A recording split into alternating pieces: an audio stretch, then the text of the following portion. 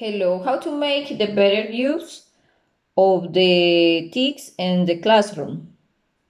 And I'm going to compare the two videos that I have seen. One video that's informative about the importance of the use of technology in classrooms, not only to motivate and improve the teaching learning process.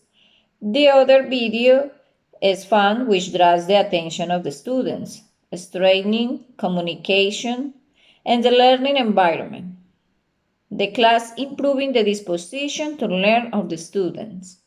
The best way to use ICT in a classroom, and the best way, first you have to analyze the interests and the needs of our students, accommodate the class in such a way that the teaching is not monotonous or boring, and you can make it fun as well as a productive for the student learning process.